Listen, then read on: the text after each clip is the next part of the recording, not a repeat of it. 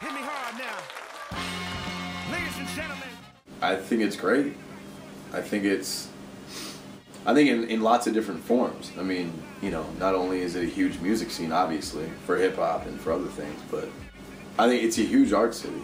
You know, it's my honest opinion that I wish there was more funding for art, personally, and I mean, personally from people and through government and state funding. I wish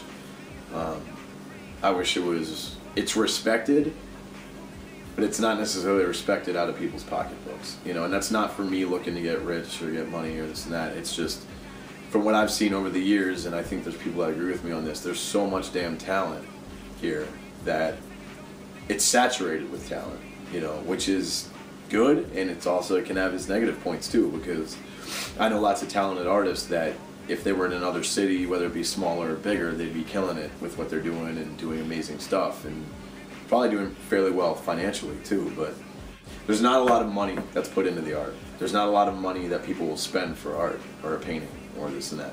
People love it, but it's, you hear like 7 times out of 10 if you're at a gallery show, like, well, I definitely don't have money for anything like that. And it's stuff that if you go to other cities, is pretty reasonably priced for the work that they put into whatever the artist did, you know. So that's kind of tough to see, but as far as the art scene, there's tons of great artists, there's tons of great drive in the city, you know, and something that's really cool is in 2000, like when I started, when So Supreme, Jason, when my friend Jason and I were at First Avenue, and I was painting live, just live for their hip hop night every Friday night at First Ave in the VIP room, and then around, that was fun. That was a lot of fun. But then it was, I saw live painting here and there when I started doing it in like 2002 or so. It was still, from what I saw, it was still fairly new in Minneapolis, and now you can see it all over the place, and that's cool to see. You know, I see it on flyers all the fucking time, and it's like, wow, who's that dude? Who's that? And I love checking out people's work. It's cool.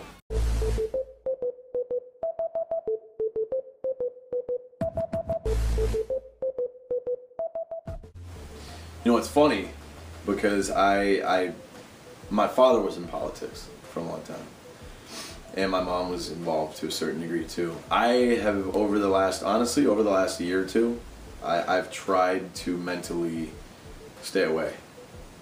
I don't get that involved. I'm realizing more and more, and that goes not just for politics for me, but that also goes for news and media. And a lot of it's, it's not a cop-out at all. It's the fucking truth. A lot of it's so negative. But to me, I've stayed out of it on purpose, and it's been good for my psyche, and it's been good for my attitude, you know, because at the end of the day, I mean, shit. I mean, everybody knows that if, you know, politics and war weren't involved in a lot of things in life, we'd be a hell of a lot better off, you know. But I vote. I mean, I do my part. I vote, and I'll have an opinion if someone wants to ask me, but that benefit was from a friend of mine, Ben Henning, who is a really, really good dude, that I was honored that it just happened to be an Obama benefit, and I knew that the piece would be different from anything I had done this year, because it would be a collab with Carrie, and it would be a glass piece, and I just sketched out these letters that said "Live your life," and I did this just kind of like red, white, and blue kind of drip heading down the glass, and it meant something to us. If the meek shall inherit the earth, then not the weak. Let me inherit the streets. It's not just one thing, man. But I'd say, honestly, I mean, it sounds kind of crazy, but the dreams I had when I was a kid. Like, when I was a kid, I knew I wanted to do something with this art thing. And I knew I didn't know what I was going to do. I wasn't shooting, and I'm still not. You know, I'm not shooting to be famous. I'm not shooting for this and that. But anybody that does art for a living would be. You read about it and whatever. I'm gonna say I'm calling bullshit on anybody that says that they don't want anyone to see their work or they don't care, or else they wouldn't do it. You know, it's like I don't want to do 100 paintings and then sit in my apartment so they collect dust. I want people to see them, to like them. You know. I mean, the reason why I've always considered myself, I think it's just, it's honestly practice, and it's a muscle that you form over years of having to feed yourself. Really, I mean, I knew in the same time I quit going to MCAT and I started doing my own artwork for a living and making money off of it and eating and paying my rent and paying bills. There was times in the lights, only a couple times, the lights went off, or handful of times the cable went off, and it was almost like this weird shit. It was almost like this thing where I'm like, all right, okay, we'll see. You know what I mean? Like, I got it. It was my fault, and I knew that, but it was fine because I knew that I had to keep pushing and keep pushing. So and I have to say during this thing, I mean, whether it be you or anybody else, I've had amazing fucking people in my corner that have supported my career and my family, artists in the city, my bosses over the years, whoever it may be that's supported me, and that also keeps me going because they see what I'm trying to do. But to me, I think it's just it's accomplishing things and knowing that you could try something else, get into the next level, doing the next thing. If I get an editorial piece here, then that's cool. Why don't I try to write this magazine or do this? And then if I did this mural here, why don't I? That's cool. And then they contact me with this dude. Why don't I come out of the box and do something totally different? If I'm doing this tattoo and I'm doing it in a certain way that only I know how to do, which is what 5 years of experience has taught me. Why don't I ask the person that's had 12 years, 18 years, and see what they would do with it, and take notes the best I can, but know that I'm not going to be killing shit and making it amazing until everything's practice,